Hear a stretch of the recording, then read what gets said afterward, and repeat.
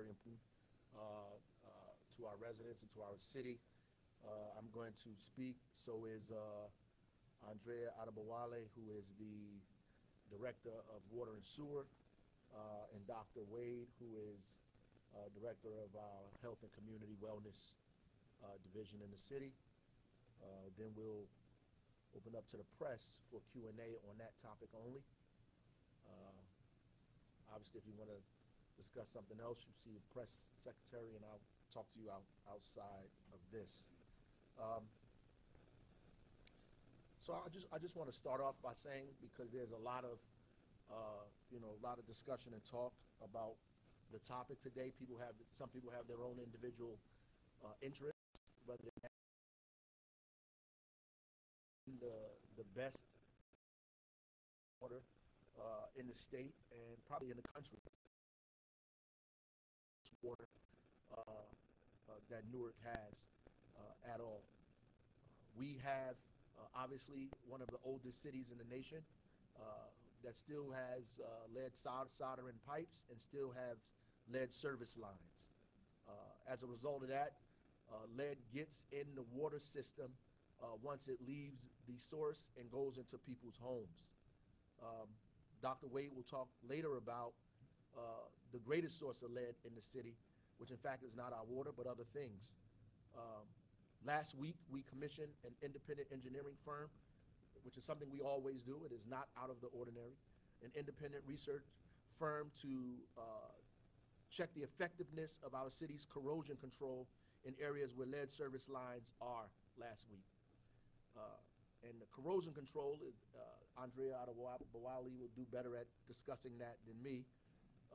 And as a result of that, the study showed that the corrosion control presently being used has not been effective in various parts of the North Ward, parts of the South Ward, the West Ward, and the Central Ward. The East Ward has been unaffected by this at all. We are taking this mess seriously, and we have an aggressive plan of action to address this issue as soon as possible. So we've created an immediate plan of action to address what's happening. We are partnering with Pure, and I want to thank the company for partnering with the city of Newark. They're giving us 20,000 free filters. We are also purchasing another 20,000 filters, as well as I can't think of the name that it's called. The refill cartridges as well, so the residents can be able to refill those filters over a period of time.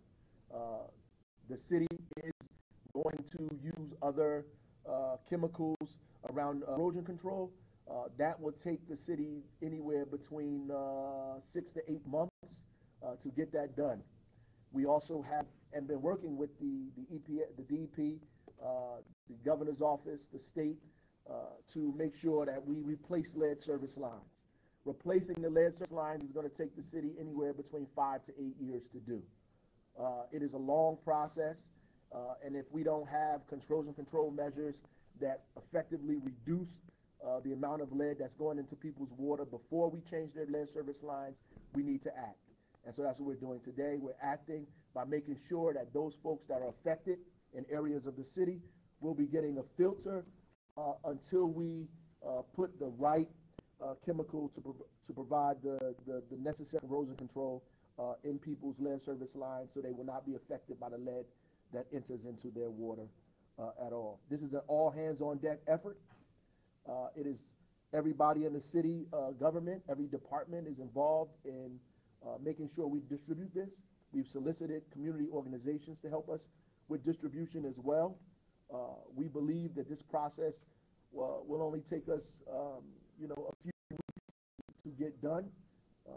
We are trying to make sure that people have safe drinking water for at least a year or so until we're able to make sure the corrosion control method is working in our water system, for that matter.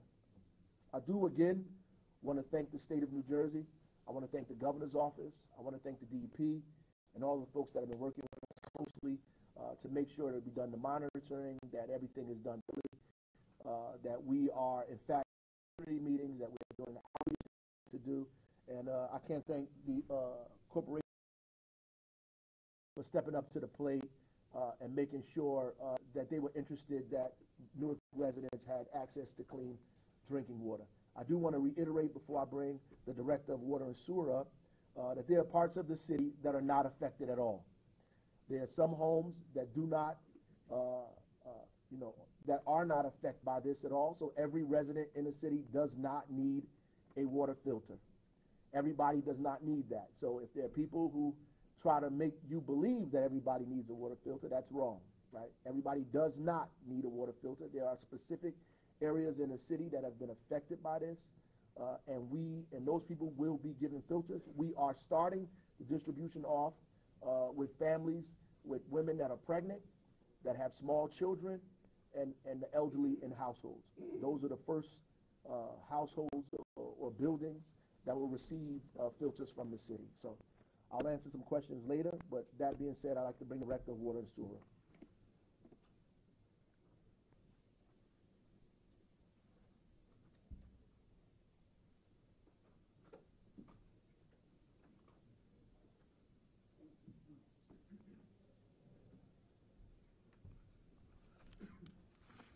Good morning. My name is Andrea Hall Adewale, and I'm the Director of the Department of Water and Sewer Utilities. As the Mayor said, we had a study that actually was given out back in January. Based on our 2017 lead exceedance, we were required in January to have the corrosion control study. Last week, we got the draft report back. And in that draft report, it indicated that our corrosion control may not be optimal. The lead issue, as the Mayor stated, only affects those homes that have lead service line, lead plumbing, or lead solder. Residents and businesses without lead plumbing, lead solder, and lead service line are not affected. Lead is introduced into the water when it dissolves out of the lead service lines, connecting Newark's water supply to the homes or from lead solder joints within the homes. Lead dissolving out of the service lines is a problem in many cities across the nation, including Ridgewood, New Jersey, Bordentown, New Jersey, Trenton, Washington, D.C., Pittsburgh, Providence, Rhode Island, New Bedford, Massachusetts. Will immediately provide water filters that are certified by NSF for lead to households known or suspected of having lead service lines, lead solder, and lead plumbing to reduce the risk of exposure during the period that it will take to implement the new corrosion control method. We are immediately making every possible effort to target pregnant or nursing women, children 6 years of age and under, and senior citizens. To be clear, the lead issue only affects homes with lead service lines or plumbing that contains lead.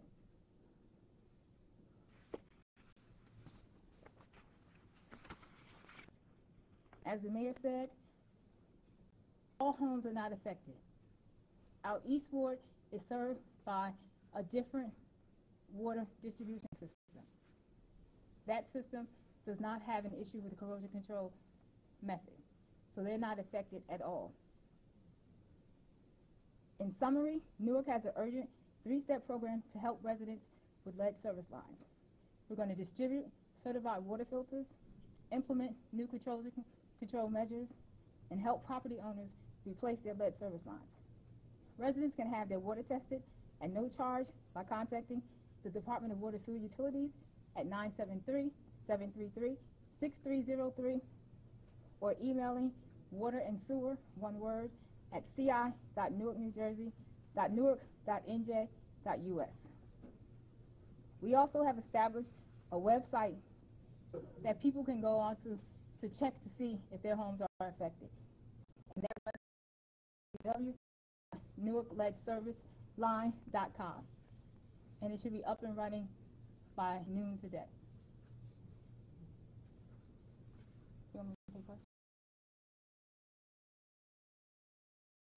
point, I'd like to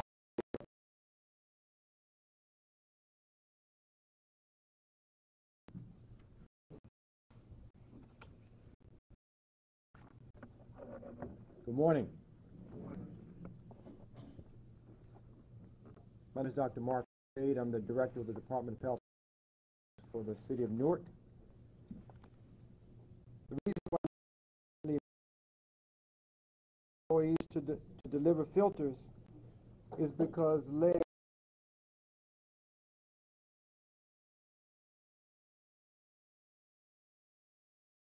are taken into the body. Lead builds up in the body in small children and infants over months, and in older children and adults over years, and can result in damage to different parts of the body system. The greatest risk is to young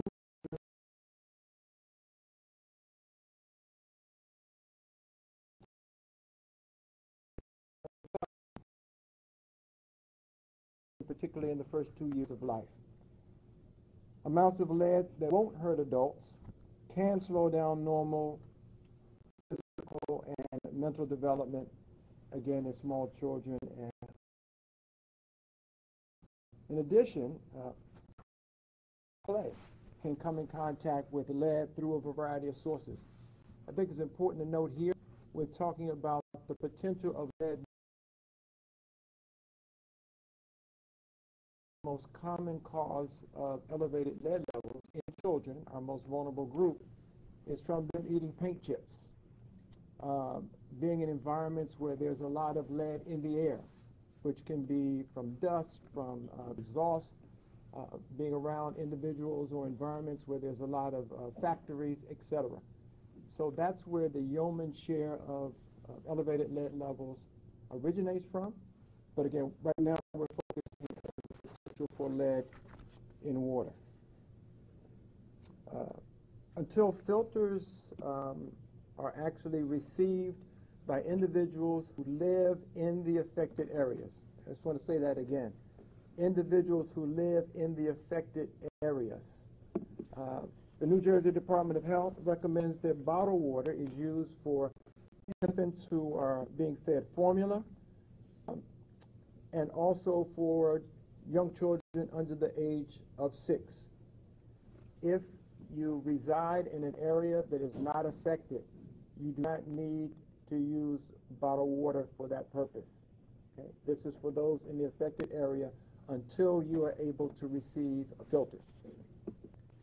I want to reiterate what the mayor and our director from water has stated. This lead issue only affects homes with lead service lines or plumbing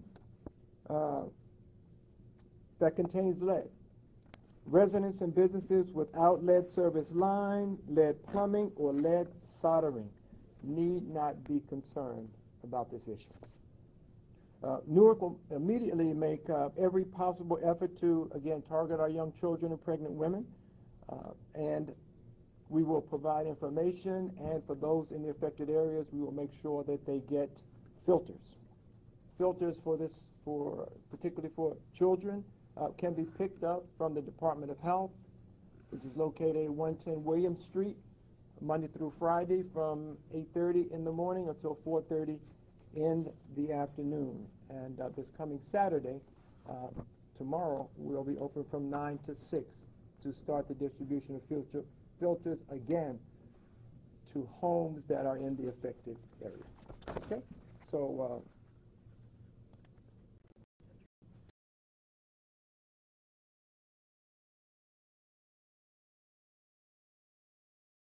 test it for lead. If there's a concern, absolutely children under the age. Thank you very much. So before we open up,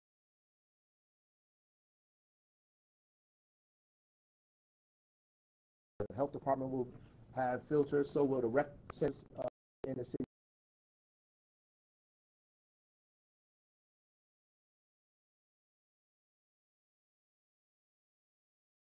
Affected areas. That are affected, that'll be public and to everyone else. one of the ones. And if you're not sure and you live in that area, you want to get tested, you can do that as well. It's important for us to say that because, once we do this, we'll believe that they need a filter and they may not need one, and we don't want to give a person a filter that somebody who really needs it has to get it, right? So we want to make sure what they areas, and if they're pregnant or nursing or have small children home, that they should be the first priority, and they will be the first priority to the city. I believe we're going to start door-to-door process in the West Ward first and move on down. But there are areas that are not affected. So if you see us in your community or in your ward or in your area, it does not mean necessarily because we didn't come to you that we skipped you. You may not need it. So I just want to keep that, put that in everybody's head and their mind as we go out here. And we're relying heavily on community organizations to help us facilitate, get the word out, distribute these filters in order to make sure we keep some modicum of transparency as well as civility in this process. So, thank you. Yes.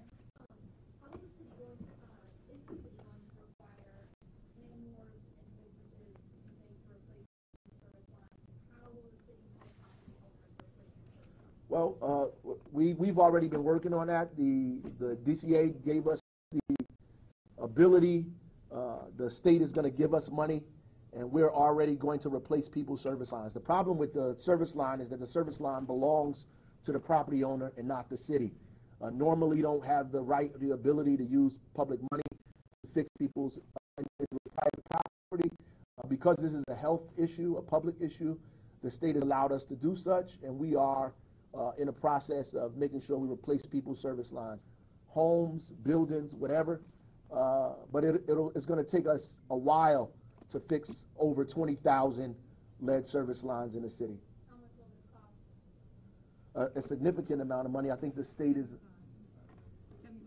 75 million altogether for us to do that. Right. Mr. Mayor, okay, how many residents or homes are we talking about in total? You know, about 40,000 total. How many in total are we talking about? And is this a result of a lawsuit that has been filed with the city? Well, no, absolutely not.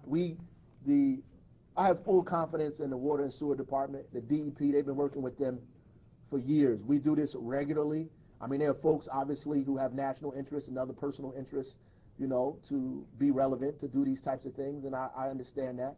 The city has been testing its water forever. We've had another issue around the school system. In fact, the city of Newark was the first city who alerted the rest of the state of New Jersey that these lead service lines were a problem and the lead solder in the pipes were a problem. We began with Newark Public Schools. As a result of that, many cities around the state have also discovered that they also have these issues. And so most of us to reduce the kind of lead that's peeling off from the pipes into the water. So we've been doing this for a while. This is why we have the corrosion control methods in place. We have just the study has showed us that the corrosion control methods has not been optimum. And so in some places it's been effective and in some places it's not been effective. So we have to find a new methodology. That's going to take us a couple of months to do so. But in the meantime, while we do that, we want to put filters in place while we find another corrosion control method at the same time. How many residents are affected? Anywhere between 20 to 30,000 people. Mayor, do you know how long that this problem with the corrosion control has been affecting the system, and therefore how long people have been exposed possibly to more lead than they should have? Well, actually, I don't know. I mean, because people have had lead service lines forever, right? And if your home was built after, before a certain period, you had these kind of lead service lines, or lead plumbing or lead solder in your system. So we don't know. It's just recently that we've begun to pay attention to these things and begun to understand that you need corrosion control methods to kind of mitigate the lead service lines and the lead soldering and piping. Ultimately, you need the piping to be changed. You need the lead service lines to be changed. And most of those things are private. Those are not the infrastructure of the city. Those are the infrastructure of people's individual homes and buildings and businesses. But I do believe it's a public matter, and the public should intercede and interfere and help private citizens get this done. How long will those filters last, and is the city going to keep providing them over the course of the time it takes to replace the pipe? Well, the filters last based on how much the cartridge lasts. Then we replace the cartridge so we give people different cartridges. Each cartridge lasts about 3 to 4 months. And so we're giving them multiple cartridges in order for the filter to last them at least 6 to 8 months. Right. No, it's for the duration of us getting a corrosion control method that reduces or mitigates the lead falling from the pipes into the water, right? Once we get a corrosion control method that is usable or working, then we won't need the filters at all. Will the situation in Flint, Michigan, bring more attention to every other city, make people want to go ahead and take a look at this issue more and study, I believe so. It not only it made people look at it, it made other people, it activated other folks. It gave a few people some jobs to do that. But the whole country is now very, very concerned about lead in the water, and they should be. But as the Wade said, our communities like Newark, we've had exposure to lead for very, very long periods of time as a relationship to poverty and all kinds of other issues and poorly built homes and old homes and all of those things in our communities. Just after Flint that people began to think about lead in that way. The real lead problem that we have in the city is something that we've been abating for decades, which is trying to make sure we change the painting in people's houses, the building that they have, repairing old infrastructure in the city for a very, very, very long time. One second, let me get the press first, please.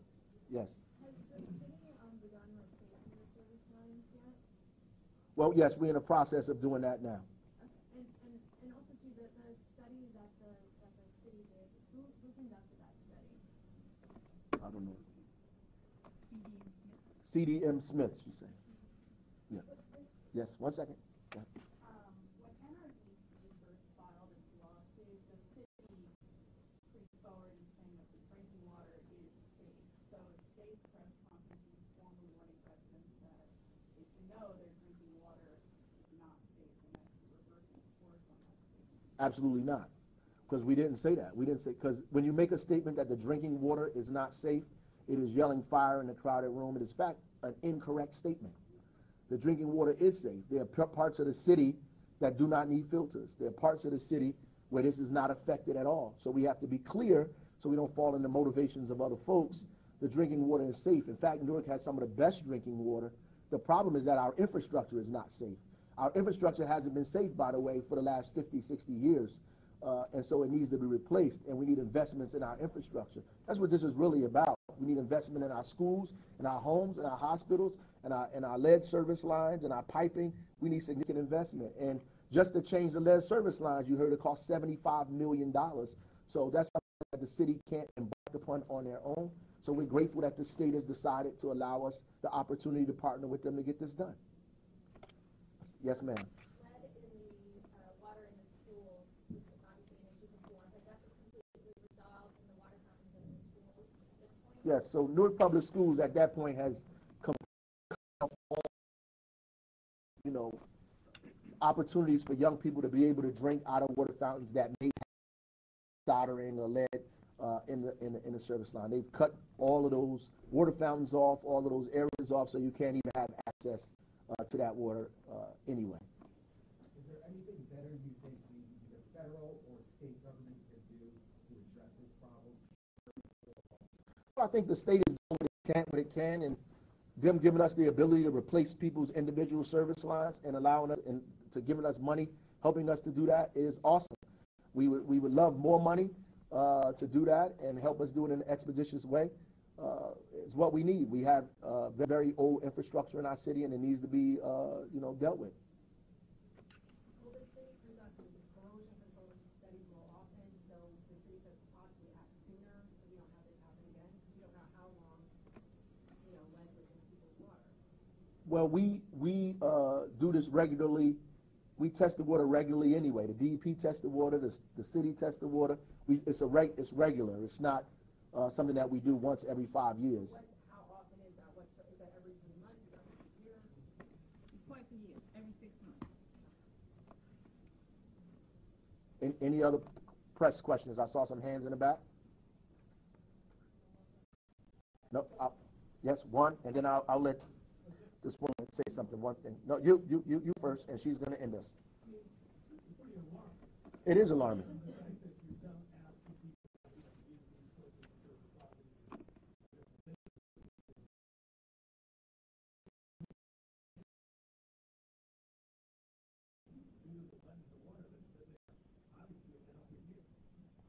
That's not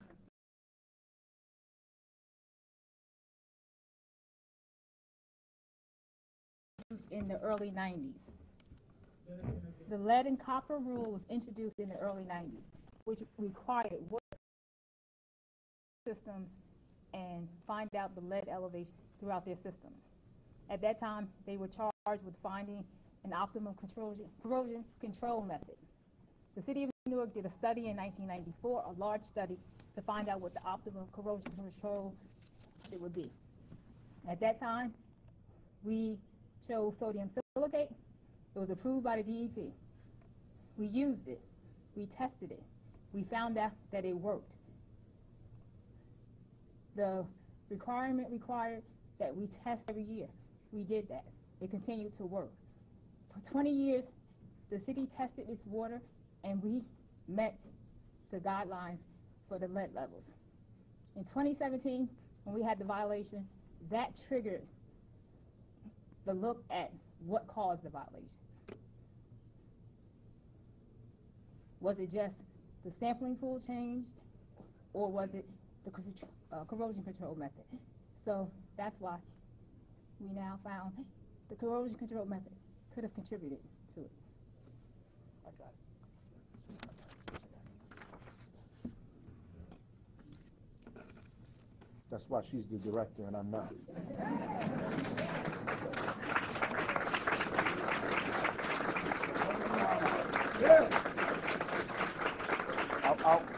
I'm going to let this one woman ask her question. Yes, ma'am.